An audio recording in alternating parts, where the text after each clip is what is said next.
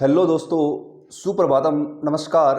मैं आपका दोस्त डी के व्यास एक बार पुनः व्यास एजुकेशन हब के इस मंच पर आपका हार्दिक अभिनंदन करता हूं। दोस्तों, हम पढ़ रहे हैं वैदिक सभ्यता और संस्कृति। वैदिक सभ्यता और संस्कृति में हमने जो इसके दो भाग हैं, ऋग्वैदिक काल और उत्तर वैदिक काल, हमने ऋग्वैदिक काल को पढ़ लिया।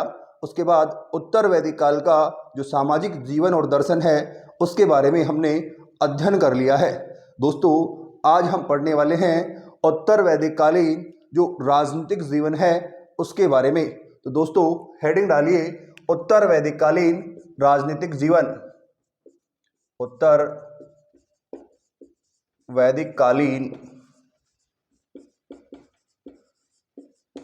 राजनीतिक जीवन। दोस्तों, इस समय जो राजनीतिक व्यवस्था है, जो प्रशासनिक व्यवस्था है, वह किस प्रकार की थी, ठीक है, और उसमें किस किस प्रकार के पदाधिकारी हुआ करते थे, उनके क्या कार्य थे, उनके बारे में हम पढ़ने वाले हैं। दोस्तों, बात करें ऋग्वैदिक काल की, तो ऋग्वैदिक काल में हमने देखा जो प्रशासनिक सत्ता का सर्वोच्च स्तर था वो जन था। क्या था दोस्तों? जन था। हम बात करें दोस्तों, उत्तर वैदिक काल में इन जनों को बढ़ाकर जनपद में परिवर्तित कर दिया।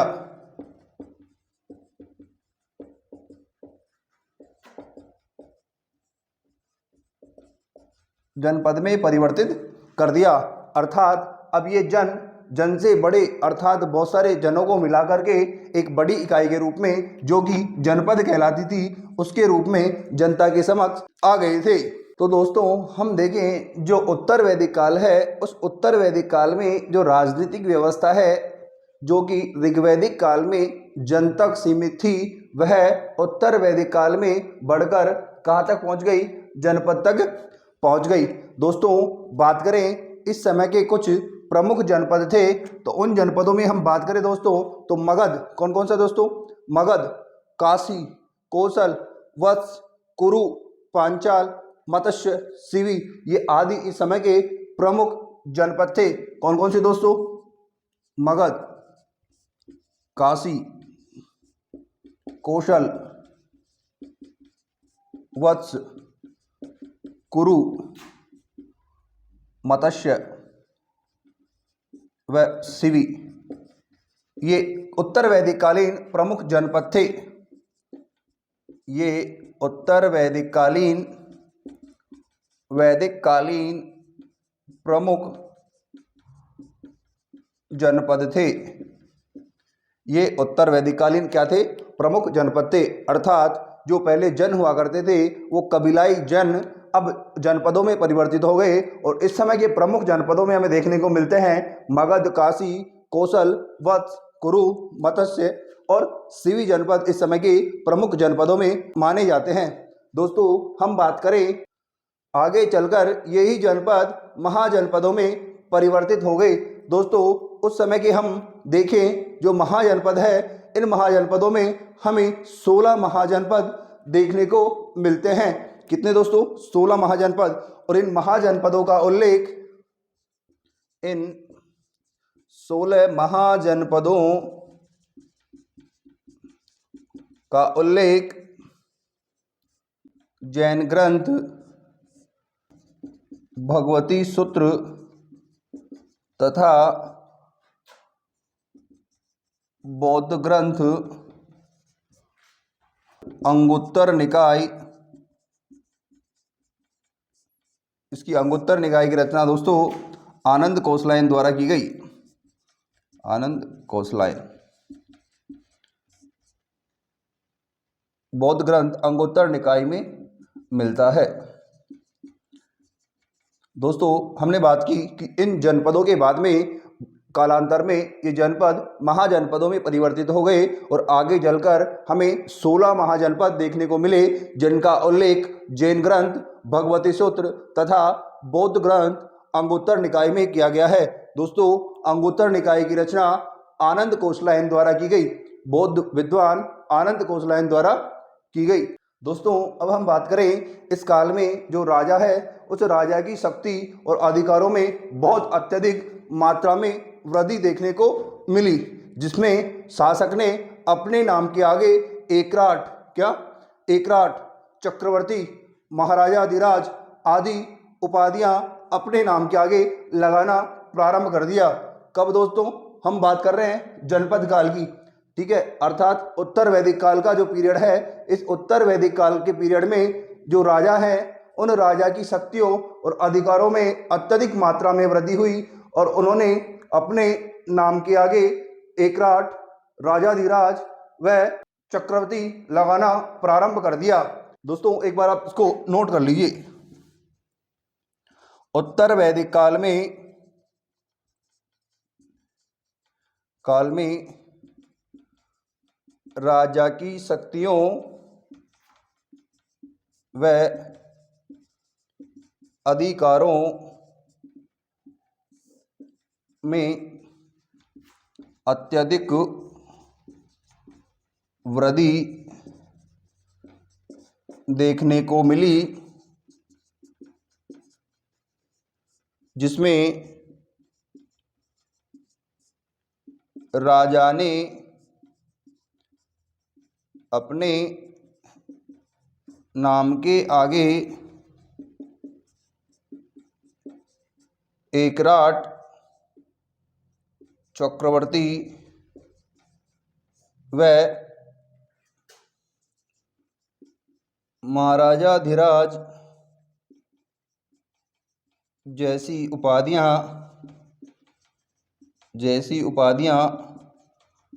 लगाना प्रारंभ किया। अर्थात जो राजा था उस राजा की शक्तियों में क्या हो गई? वृद्धि हो गई। अब बात करें दोस्तों जो इस समय की जो राजा की जो राजनीतिक इकाई है, उस राजनीतिक इकाई में अन्य जो पदाधिकारी हैं उनके महत्वों को बढ़ाने के लिए राजा ने यज्ञों को महत्व देना शुरू किया। क्या? उत्तर वैदिक काल में राजा ने राजनीतिक महत्वों और राजनीतिक इकाइयों का महत्व बढ़ाने के लिए यज्ञ करना प्रारंभ किया। तो नोट करो, उत्तर वैदिक काल में राजा ने अपने राजनीतिक महत्व को बढ़ाने के लिए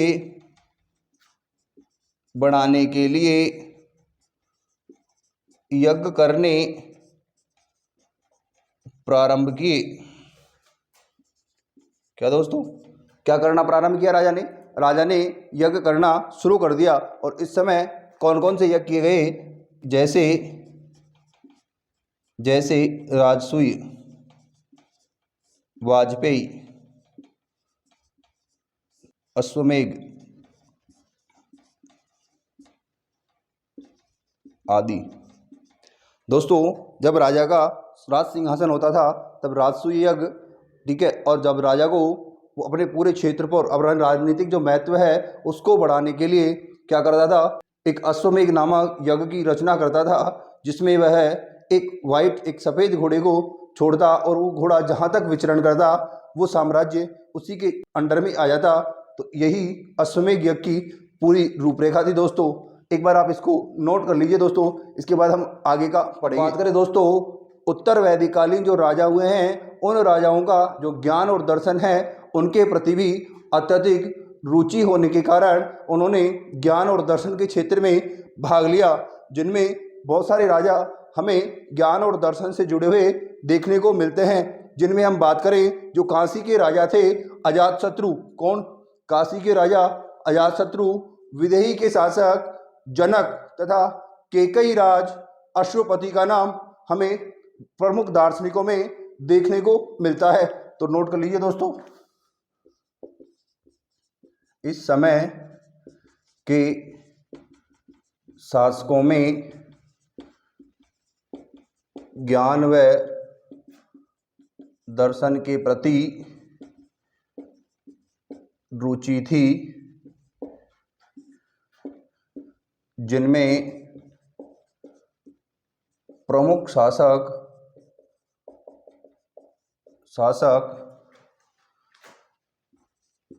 काशीराज अजातशत्रु विदेही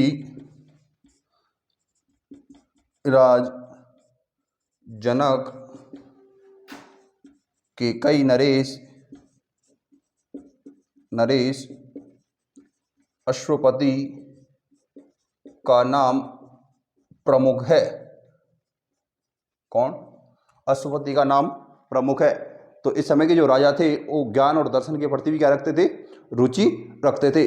अब दोस्तों हम बात करें जो उत्तर वैदिक काल है, इस उत्तर वैदिक काल में जो सभा और समिति थी, अर्थात जो ऋग्वैदिक कालीन जो संस्थाएं थी, सभा और समिति, उसका अस्तित्व क्या हो गया? समाप्त हो गया। और उसके स्थान पर एक नई समिति का गठन किया गया जिसे राजा की प्रिवी काउंसिल नाम दिया गया। तो नोट करके लिखो दोस्तों, उत्तर वैदिक काल में सभा व समिति को समाप्त कर दिया गया तथा उसके स्थान पर एक राजा की प्रिवी काउंसिल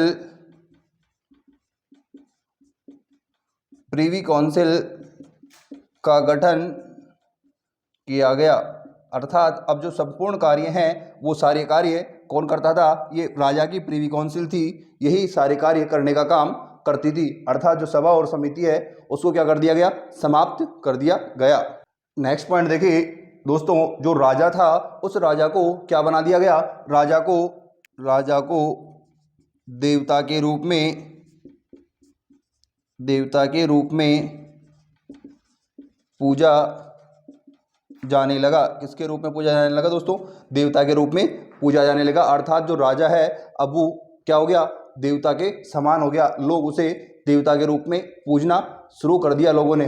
जो अब बात करें दोस्तों जो उत्तर वैदिक कालीन प्रशासनिक व्यवस्था है उसके बारे में, तो नोट डालिए दोस्तों, उत्तर वैदिक कालीन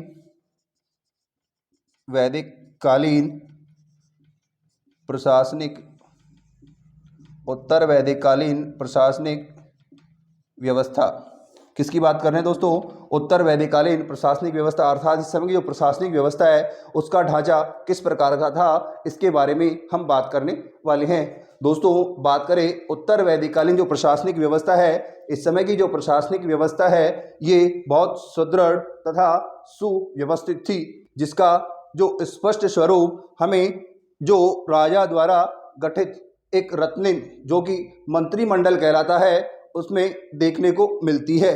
तो नोट करिए, उत्तर वैदिक काल में प्रशासनिक व्यवस्था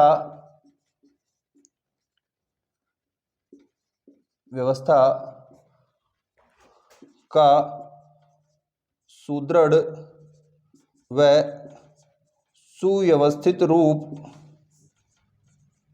देखने को मिलता है, जिसका उल्लेख राजा द्वारा गठित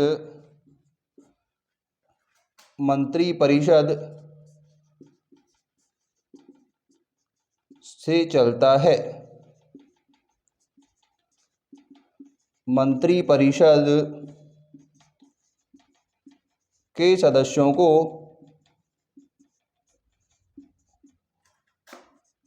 रत्निन कहा जाता था। क्या कहा जाता था दोस्तों? रत्निन कहा जाता था। इस समय जो रत्निन है, इन रत्निनों की संख्या दोस्तों 12 थी। कितनी थी? 12। इस समय के जो 12 रत्निन हैं उनके बारे में पढ़ेंगे नेक्स्ट स्लाइड में। आप एक बार दोस्तों इसे नोट कर दोस्तों। अब हम बात करेंगे जो राजा के जो 12 अधिकारी होते थे, अर्थात जो 12 की जो मंत्री परिषद थी उस मंत्री परिषद को रत्निन कहा जाता था और उसमें 12 सदस्य होते थे। तो लिखो, राजा की मंत्री परिषद रत्निन में 12 सदस्य होते थे। कितने सदस्य होते थे दोस्तों? 12 सदस्य होते थे। राजा सहित कितने सदस्य? 12। हम सबसे पहले बात करें जो 12 सदस्य है उनमें जो पहला सदस्य होता था वो कौन होता था दोस्तों? राजा होता था। राजा इस समय जो प्रशासन व्यवस्था है उस शासन व्यवस्था का सर्वोच्च सेनापति अर्थात सर्वे सर्वा होता था। तो लिखो प्रशासन व्यवस्था का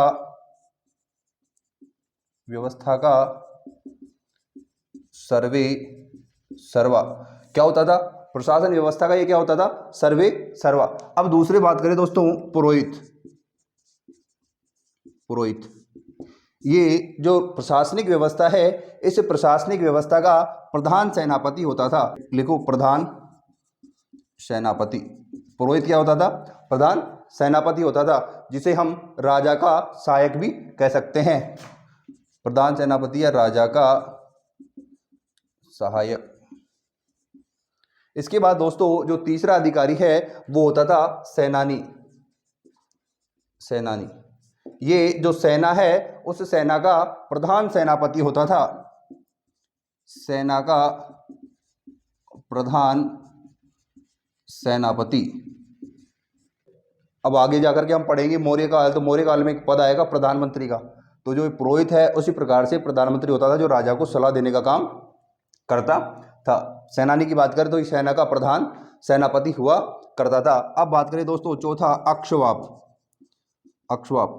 दोस्तों यह वह अधिकारी है जो जुआ, इस समय जो का प्रमुख मनोरंजक खेल था वो था जुआ, और जो जुए का अधिकारी था उसे अक्षवाप कहा गया। ये अक्षवाप जब राजा पासे का खेल खेलता था तो उस पासे के खेल में यह राजा का सहयोगी होता था।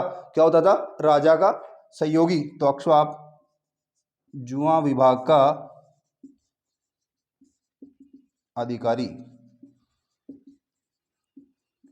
और क्या है दोस्तों? यह है पासे के खेल में राजा का सहायक। क्या होता था? राजा का सहायक होता था। अब अक्षवाप के बाद में बात करें दोस्तों गोवीकर्तन।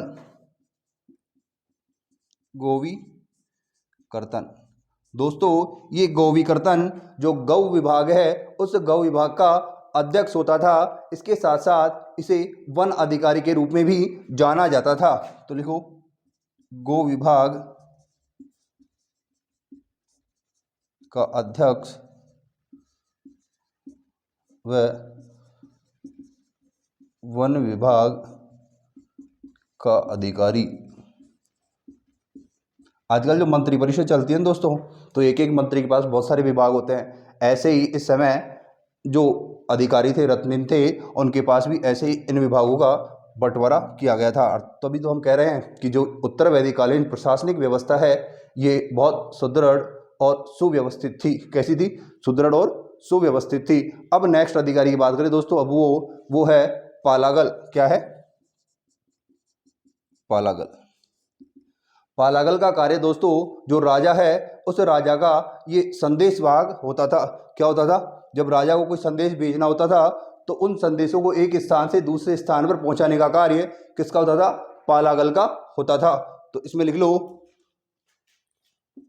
राजा का संदेशवाहक या विदूषक। संदेशवाहक या विदूषक। नेक्स्ट लिखो दोस्तों तक्षण। दोस्तों तक्षण वह अधिकारी होता था जो राजा के लिए रथों को तैयार करने का काम करता था। अर्थात जो राजा के रथ बनाता था उसे इस समय तक्षण कहा गया। तो इसे कहें रथकार। क्या? रथकार। और जो 8वें नंबर पे दोस्तों वह सूत। क्या है? सूत। दोस्तों यह सूत जो राजा है उस राजा का सारथी होता था। क्या है? राजा का सारथी। जो राजा के रथ को चलाने का काम करता था। नेक्स्ट है दोस्तों क्षत्रिय। दोस्तों जो ये क्षत्रिय नामक रत्निन होता था, इस क्षत्रिय नामक रत्निन का कार्य जो राजमहल परिसर था उस राजमहल परिसर की सुरक्षा करना इस क्षत्रिय का कार्य होता था। तो लिखो राजमहल का रक्षक। तो राजमहल का रक्षक क्या कहलाता था? जो क्षत्रिय नामक रत्निन था वो राजमहल का क्या होता था? रक्षक होता था। इसके अंडर में दोस्तों बहुत सारे सैनिक होते थे और ये उन सैनिकों को उस राजमहल की रक्षा के लिए चारों तरफ लगा करके रखता था। तो ये क्षत्रिय नाम जो रत्निन था, ये रत्निन राजमहल का क्या था? रक्षक था। नेक्स्ट बात करें दोस्तों भागदूत। क्या है भागदूत? भागदूत के बारे में बात करें दोस्तों तो यह जो इस समय की जो प्रशासनिक व्यवस्था है, इस प्रशासनिक व्यवस्था में जो राजस्व एकत्रण करने की प्रक्रिया थी, उस राजस्व एकत्रण करने की प्रक्रिया में राजस्व को एकत्रित करने वाला अधिकारी होता था। अर्थात हम देखते हैं गांव में जो ग्राम पंचायत है, उस ग्राम पंचायत स्तर पर पटवारी को जो भूमि है उसके लगान को वसूल करने का काम दिया जाता है। फिर हम देखें कि तहसील स्तर पर तहसीलदार होता है। वैसे ही इस समय जो कर एकत्रित करने वाला अधिकारी था वो क्या कहलाता था? भागदूत कहलाता था। लिखो कर एकत्रित करने वाला अधिकारी। इसके बाद नेक्स्ट दोस्तों संग्रहिता। संग्रहिता संग्रहिता दोस्तों जो कर आता था, उस कर को जिसके पास संग्रहण किया जाता था उसे संग्रहिता कहा जाता था। अर्थात वर्तमान में हम देखें तो एक कोषाध्यक्ष जैसी जो पद है वैसा पद संग्रहिता कहलाता था। तो लिख लो कोषाध्यक्ष। कोषाध्यक्ष क्या हो गया दोस्तों? कोषाध्यक्ष। नेक्स्ट बात करें दोस्तों वह है ग्रामणी। दोस्तों ये ग्राम का मुखिया होता था। क्या होता था? जो गांव होता था इस समय, उस गांव के मुखिया को ग्रामणी कहा जाता था। गांव का मुखिया। दोस्तों ये 12 प्रकार के अधिकारी होते थे और ये 12 अधिकारी मिलकर के इस समय की प्रशासनिक व्यवस्था को चलाने का काम करते थे। अब दोस्तों हम बात करें, एक चीज नोट कर लो कि जो इस समय की जो प्रशासनिक व्यवस्था है, इस प्रशासनिक व्यवस्था में ग्रामणी के स्थान पर कभी कभी जो राजा की प्रमुख रानी थी विदुषी, उसको भी क्या माना गया है? उसको भी रत्निन में शामिल किया गया है। किसमें शामिल किया गया है? रत्निन में शामिल किया गया है। तो दोस्तों अब आप इसको नोट कर लीजिए। नोट डाल करके लिखो नोट। ग्रामणी के स्थान पर विदुषी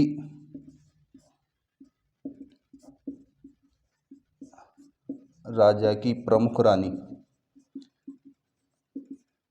स्थान पर विदुषी को रत्निन में शामिल किया जाता था। क्यों दोस्तों? क्या कारण था इसका? क्योंकि जो ये ग्रामणी और सूत, ये 2 पद ऐसे थे जिसका निर्माण किसने किया था? राजा ने किया था। इस कारण राजा चाहता तो इनको रत्निन में रखता और राजा नहीं चाहता तो इनको रत्निन से बाहर कर देता। क्योंकि ग्रामणी व सूत राजाकृत थे।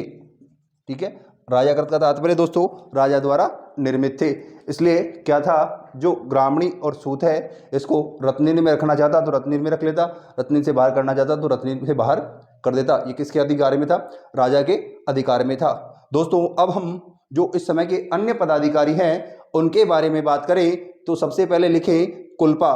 दोस्तों कुलपा होता था, जो परिवार होते हैं उन परिवारों के प्रधान को कुलपा कहा जाता था।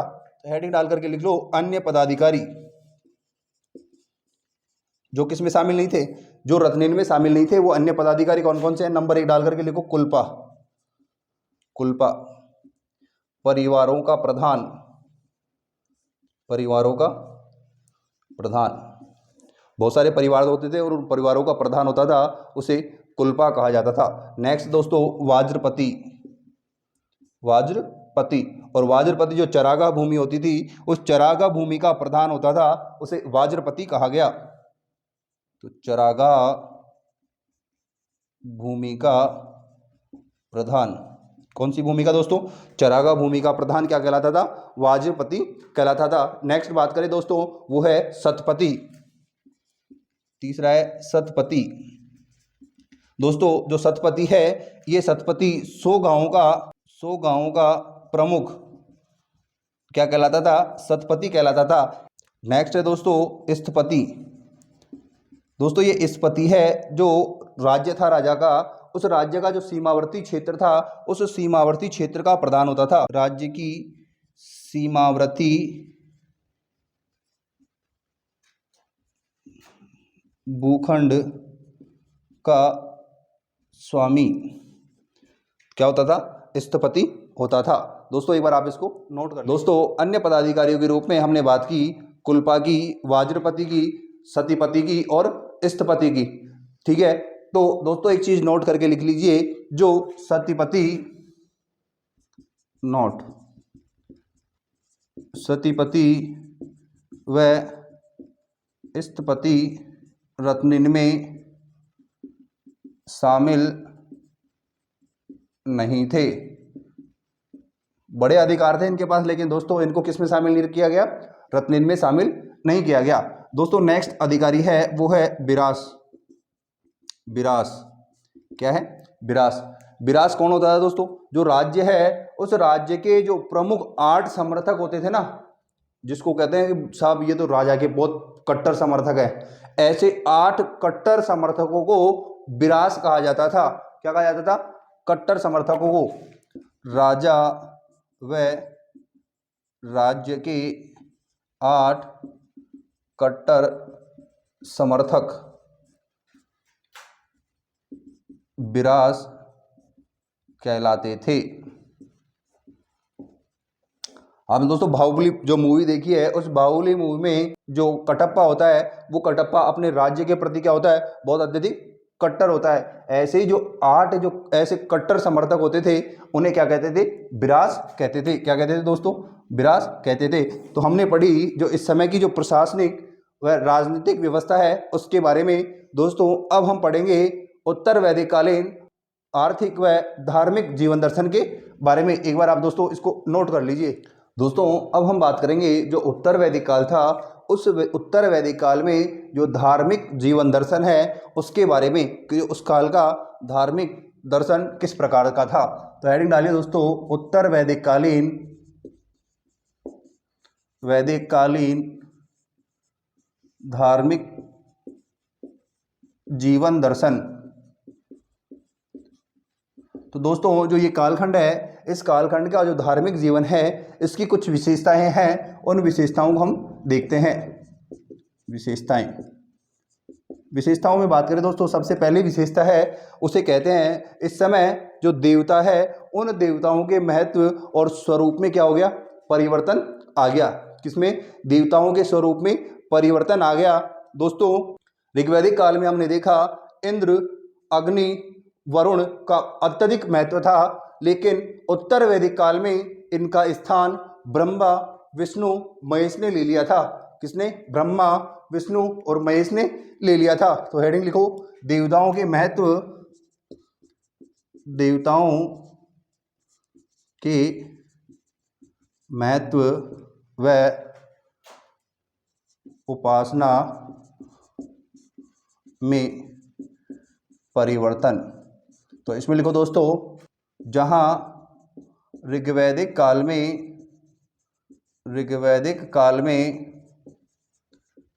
इंद्र, अग्नि व वरुण को महत्व प्रदान किया जाता था,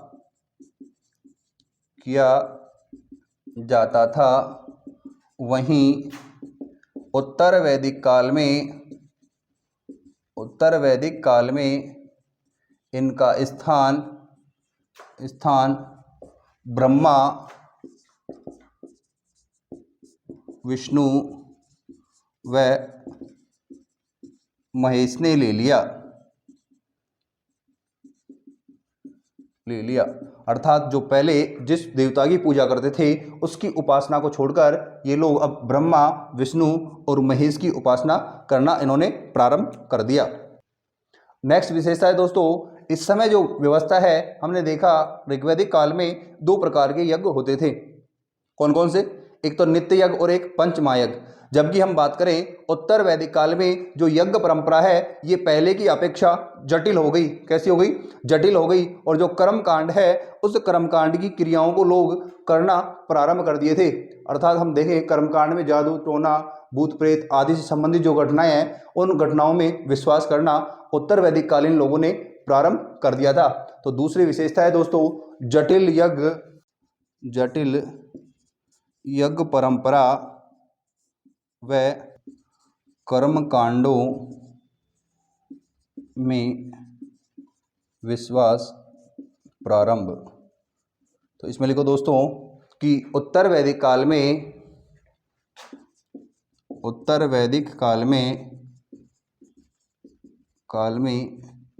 यज्ञ की परंपरा पहले की अपेक्षा अत्यधिक खर्चीली हो गई।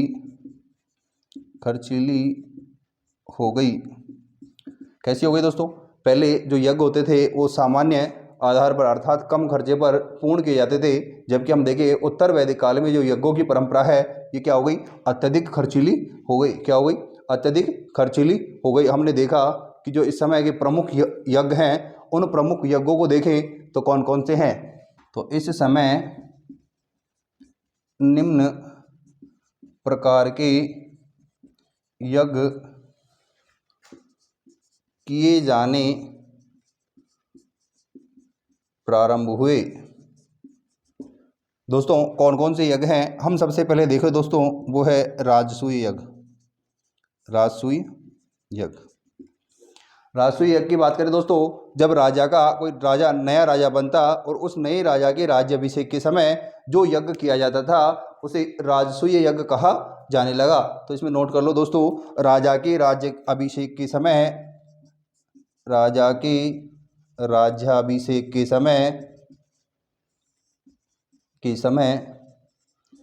किया जाने वाला यज्ञ कौन सा? जब राजा का राज्याभिषेक होता था कौन सा यज्ञ किया जाता था? राजसूय यज्ञ। दूसरे यज्ञ की बात करें दोस्तों, अश्वमेध यज्ञ। कौन सा यज्ञ दोस्तों? अश्वमेध यज्ञ।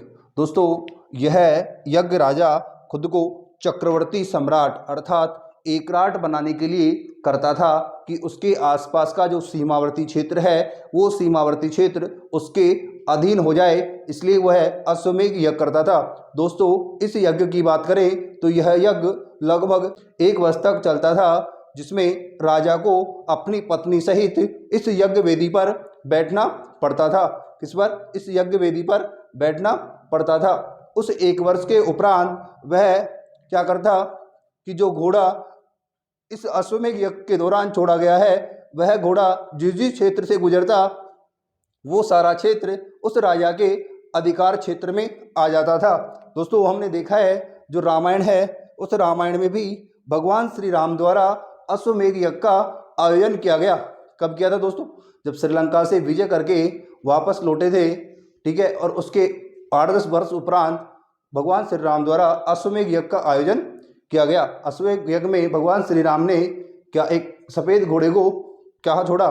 अपने सीमावर्ती क्षेत्रों के आसपास छोड़ा, और जहाँ जहाँ उनका घोड़ा गुजरता गया वो क्षेत्र उनके अधिकार क्षेत्र में आ गया।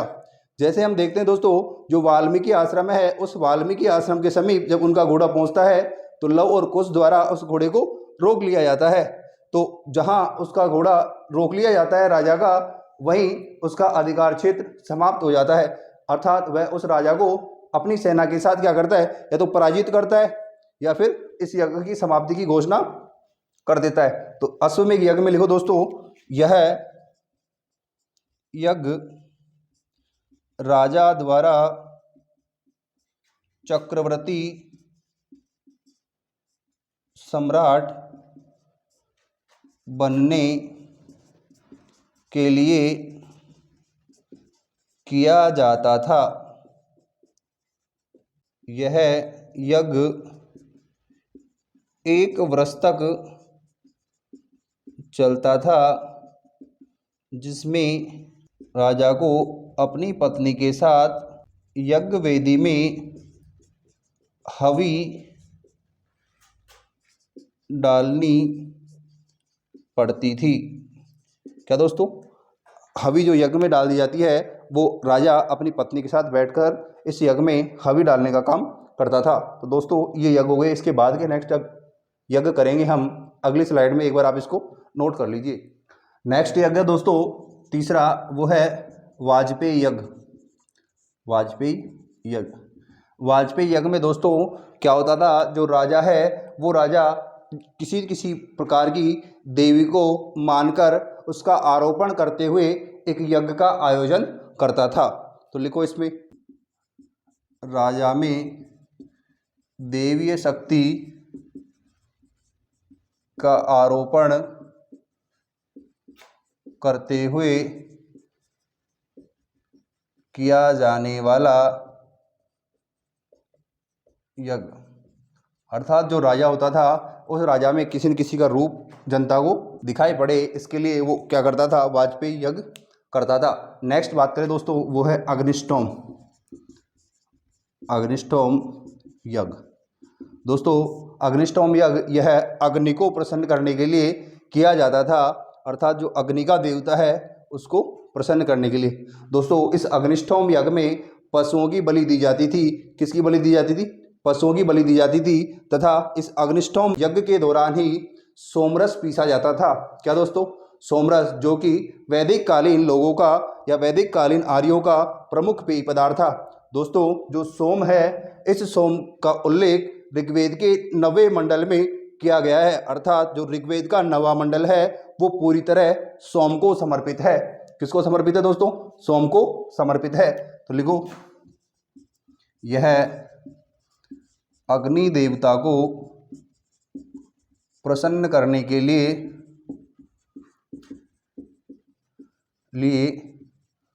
किया जाता था, जिसमें पशुओं की बलि दी जाती थी। तथा इस यज्ञ के दौरान सोमरस पीसा जाता था। दोस्तों जो ये सोम है, ये सोम पेय पदार्थ का देवता है और ऋग्वेद का, नोट करके लिख लो, नोट, ऋग्वेद का संपूर्ण 9वां मंडल सोम को समर्पित है। सोम को समर्पित है। ठीक है दोस्तों, ये हो गया अग्निष्टोम यज्ञ। इसके बाद में दोस्तों हम देखें, एक होता था पुत्रेष्टि यज्ञ। पुत्रेष्टि यज्ञ दोस्तों हमने रामायण में देखा है, जब राजा दशरथ के कोई पुत्र नहीं हुआ तो उसने एक यज्ञ करवाया था संतान प्राप्ति के लिए, जिसे क्या कहा गया? पुत्रेष्टि यज्ञ। अर्थात जो प्राचीन कालीन या ऋग्वैदिक कालीन आर्य पुत्र की प्राप्ति के लिए जो यज्ञ करते थे उसे पुत्रेष्टि यज्ञ कहा गया। तो यहाँ लिखो, राजा द्वारा पुत्र रत्न की प्राप्ति हेतु किया जाने वाला यज्ञ। अर्थात पुत्र की प्राप्ति के लिए जो यज्ञ किया जाता था उसे कहा जाता था पुत्रेष्टि यज्ञ। एक है दोस्तों क्रीरिष्ट यज्ञ। क्रीरिष्टल यज्ञ। कौन सा? क्रीरिष्टल यज्ञ। अर्थात भगवान इंद्र है, इस इंद्र को प्रसन्न करने, अर्थात जब मान लो कभी बरसात नहीं होती थी ऋग्वैदिक आर्यों के समय, तो ऋग्वैदिक आर्य क्या करते थे? क्रिस्टल यज्ञ द्वारा भगवान इंद्र को क्या करते थे? प्रसन्न करने का काम करते थे। तो दोस्तों इसमें लिख लो, इंद्र को प्रसन्न करने के लिए, इंद्र को प्रसन्न करने के लिए किया जाने वाला यज्ञ। ठीक है दोस्तों, हमने देखा है जब हम श्री कृष्णा देखते हैं तो श्री कृष्णा में हमने देखा जब गोकुल के लोग क्या करते हैं, पहले तो किसकी? इंद्र की पूजा करते थे, लेकिन भगवान श्री कृष्ण के कहने पर उन्होंने गोवर्धन की पूजा की, तो इंद्र देवता ने क्या कर दिया? भयंकर उनका अपमान समझा और भारी बारिश की।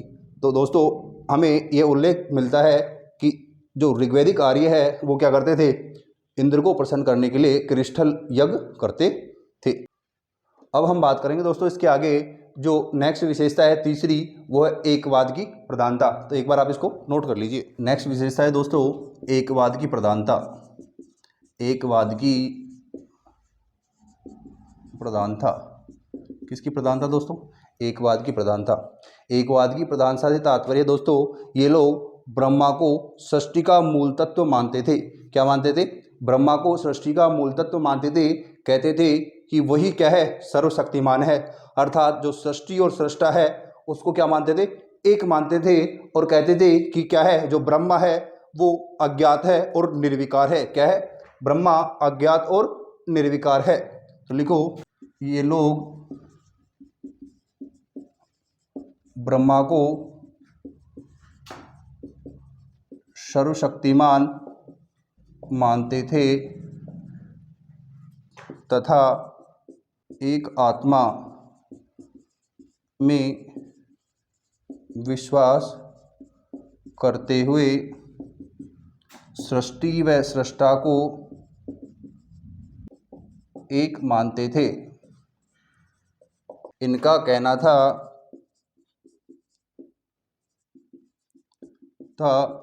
कि ब्रह्मा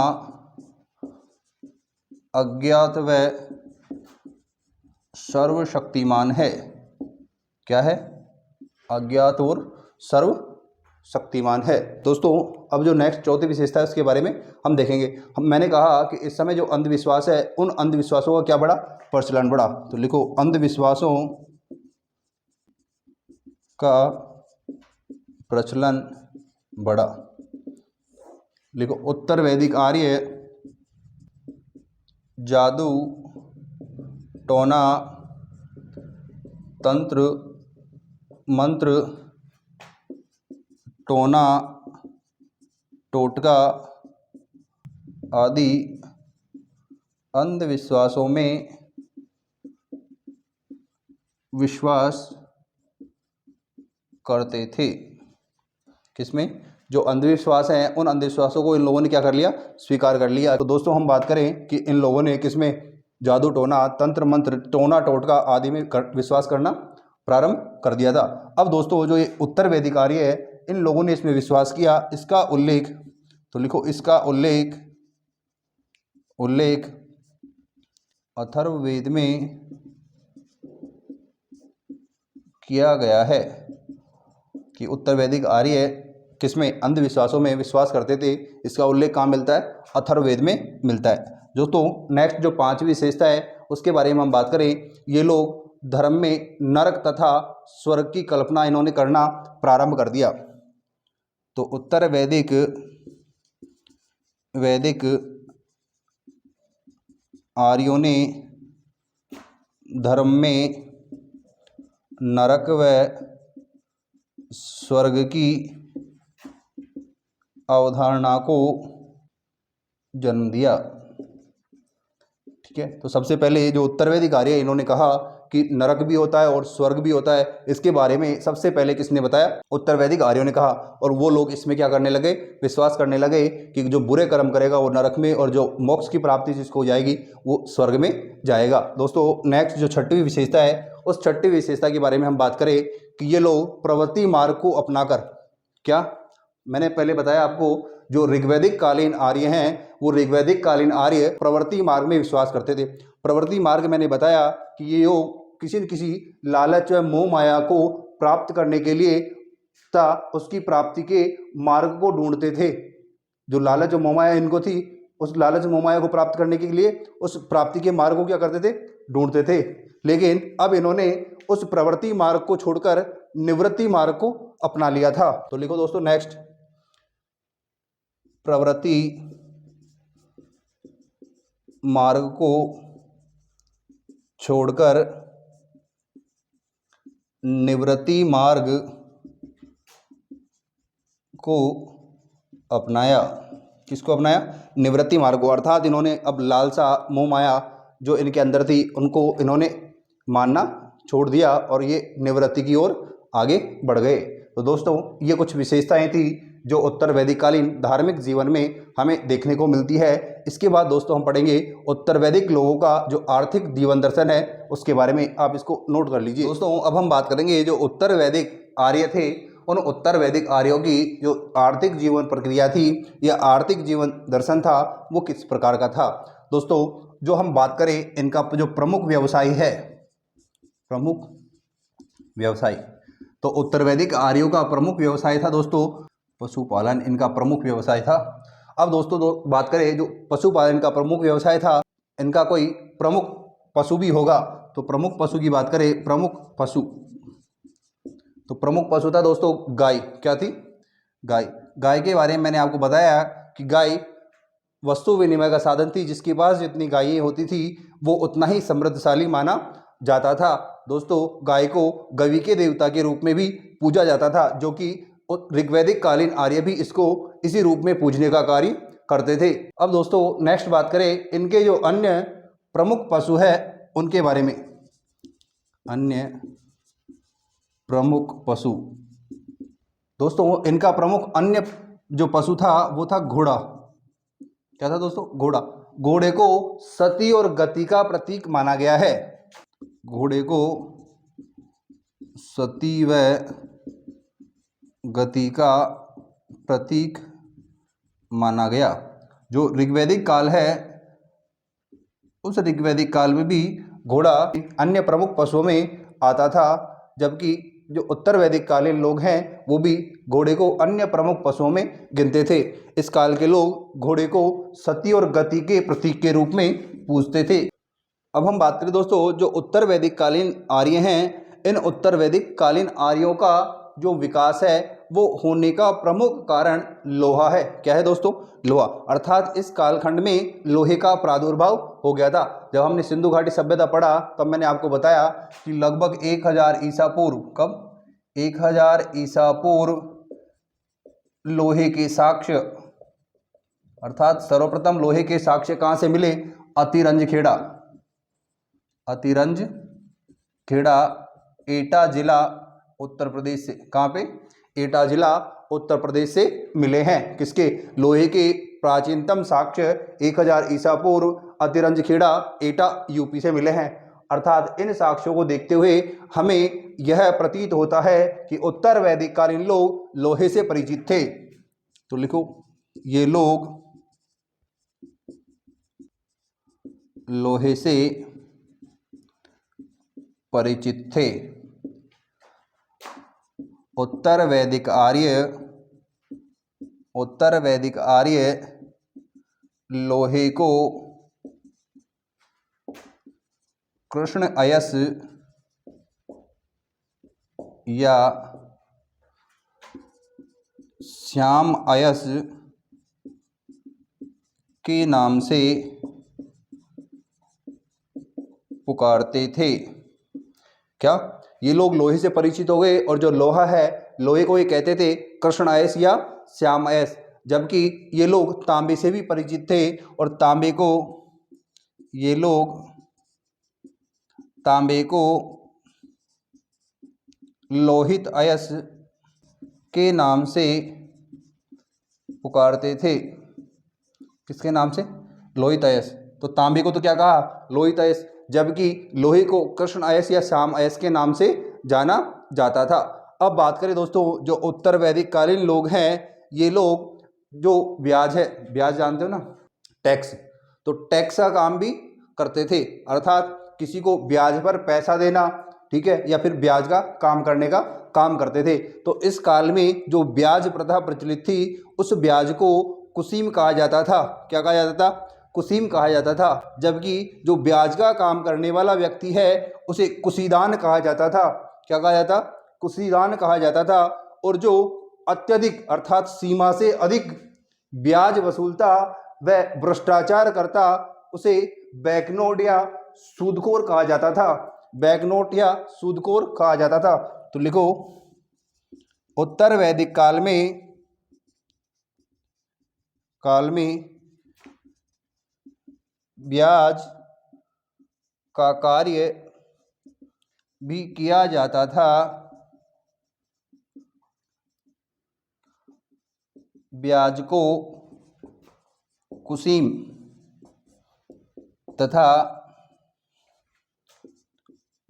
ब्याज का काम करने वाले को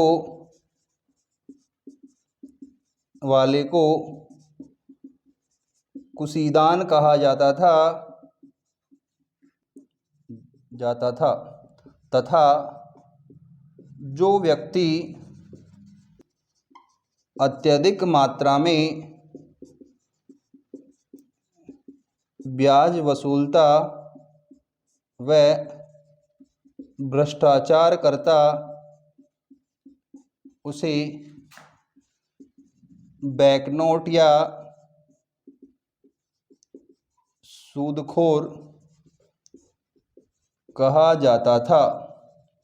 क्या कहा जाता था दोस्तों? बैंकनोट या सूदखोर कहा जाता था। दोस्तों एक बार आप इसको नोट कर लीजिए, आगे के पॉइंट है वो अगली स्लाइड में पढ़ेंगे। अब बात करें दोस्तों, जो उत्तर वैदिक कालीन लोग हैं ये मुद्रा से भी परिचित थे। किससे? मुद्रा से।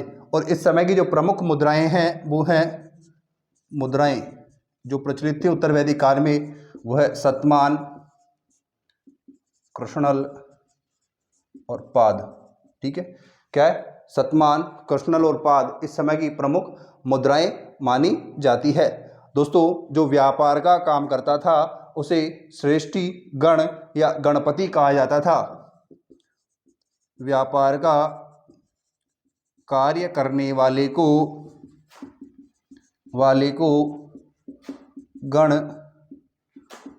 गणपति या श्रेष्ठी कहा जाता था। दोस्तों बात करें, जो ये व्यापारी होते थे, इन व्यापारी वर्ग का जो नेतृत्व करता होता था उसे सार्थवा कहते थे। तो लिखो, व्यापारी वर्ग का पथ प्रदर्शक सार्थवा कहलाता था। क्या कहलाता था दोस्तों? सार्थवा कहलाता था। अर्थात जो व्यापारियों का प्रमुख होता था उसे क्या कहा जाता था? सार्थवा कहते थे। जबकि व्यापारी वर्ग के मुखिया को श्रेष्ठिन कहते थे। क्या कहते थे? श्रेष्ठिन कहते थे। तो मुद्राएं कृष्ण, शतमान और पाद। बात करें, व्यापार का कार्य करने वाले होते थे उसे गणपति और श्रेष्ठी कहा जाता था। और जो व्यापारी लोग थे उन व्यापारी लोगों का मार्गदर्शक करने वाले या उनका पथ प्रदर्शक करने वाले लोगों को सार्थवा कहते थे। जबकि जो व्यापारी वर्ग है उसके मुखिया को श्रेष्ठिन कहा जाता था। क्या कहा जाता था दोस्तों? श्रेष्ठिन कहा जाता था। दोस्तों जो व्यापार है उस व्यापार के लिए वाणिज्य शब्द का सर्वप्रथम प्रयोग शतपथ ब्राह्मण ग्रंथ में किया गया है। किसमें किया गया है दोस्तों? शतपथ ब्राह्मण ग्रंथ में व्यापार के लिए वाणिज्य शब्द का सर्वप्रथम प्रयोग किया गया है। हम देखें, जो उत्तर वैदिक काल है उस उत्तर वैदिक काल में जो संपत्ति है उस संपत्ति को रखने का अधिकारी केवल पुरुष को माना गया है। इस कालखंड में स्त्री को संपत्ति से वंचित कर दिया गया। देखो, उत्तर वैदिक काल में संपत्ति का अधिकारी केवल पुरुष को माना गया, जबकि स्त्रियों को संपत्ति से वंचित कर दिया गया। क्या दोस्तों? अर्थात जो पैसे हैं उन पैसों को रखने का काम केवल कौन कर सकता था? पुरुष कर सकता था। और जो स्त्री है उस स्त्री को ये संपत्ति रखने से क्या कर दिया? वंचित कर दिया गया। अब दोस्तों हम बात करें कि जो उत्तर वैदिक काल में कुछ ऐसे शब्द थे जिनके बारे में जो कि इस समय प्रचलित थे और जिसे वर्तमान में हम क्या कहते हैं। जिन्हें वर्तमान में हम क्या कहते हैं, एक बार आप इसको नोट कर लीजिए। दोस्तों अब हम बात करें कुछ उत्तर वैदिक कालीन शब्द हैं जिनको हम वर्तमान में किस नाम से जानते हैं। दोस्तों एग्जामिनर कभी कभार उत्तर वैदिक कालीन शब्द दे देता है और उनको वर्तमान नामों से मैच करने के लिए बोलता है, अर्थात मैच द फॉलोइंग वाले क्वेश्चन किस में आते हैं, हमें एग्जाम में देखने को मिलते हैं। तो उत्तर वैदिक काल में एक शब्द चलता था धान्य, तो धान्य को हम वर्तमान में चावल या अन्न का एक प्रकार कहते हैं। शीर शब्द वो लोग हल के लिए प्रयोग में लेते थे। सीता की बात करें तो सीता दोस्तों हल से बनी हुई जो नालियां होती थी उन्हें सीता कहा जाता था। नेक्स्ट दोस्तों दात्र, जो दात्र है दोस्तों ये फसल काटने का एक साधन हुआ करता था। नेक्स्ट बात करें दोस्तों अनस या सकट की, जो अनस या सकट है दोस्तों यह एक प्रकार की गाड़ी हुआ करती थी, तो गाड़ी के लिए यह शब्द प्रयोग में लेते थे अनस या सकट। दोस्तों तक्षण का अर्थ होता है बढ़ाई, ठीक है। नेक्स्ट देखें तो दोस्तों सूत का अर्थ होता है सारथी, क्या होता है दोस्तों, सारथी। नेक्स्ट है दोस्तों करमार को ये लुहार कहते थे हम। करीच या सक्रात होती थी दोस्तों, जो गोबर की खाद है उसे करीच या सक्रात कहा जाता था। वृक या उक्षण बेल को कहते थे। उर्वरा देखे दोस्तों तो जो उपजाऊ भूमि होती थी उसे उर्वरा कहते थे। उर्दर की बात करें दोस्तों तो उर्दर ये एक अनाज नापने का यंत्र होता था जिसे उर्दर कहते थे।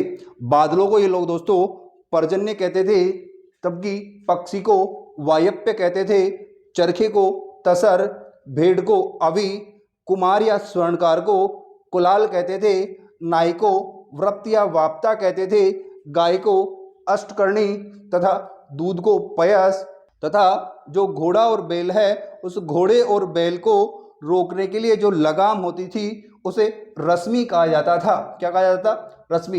दोस्तों अब हमारा जो चैप्टर 2 वैदिक सभ्यता और संस्कृति आज पूर्ण हुआ। इसके बाद दोस्तों हम पढ़ेंगे बौद्ध व जैन दर्शन। क्या पढ़ेंगे दोस्तों, बौद्ध व जैन दर्शन। दोस्तों जब तक के लिए नमस्कार। दोस्तों मैं एक बार पुनः आपसे हार्दिक रिक्वेस्ट करता हूं कि जो व्यास एजुकेशन हब है, इस व्यास एजुकेशन हब के मंच को ज़्यादा से ज़्यादा लाइक, शेयर और सब्सक्राइब करें। आपका धन्यवाद।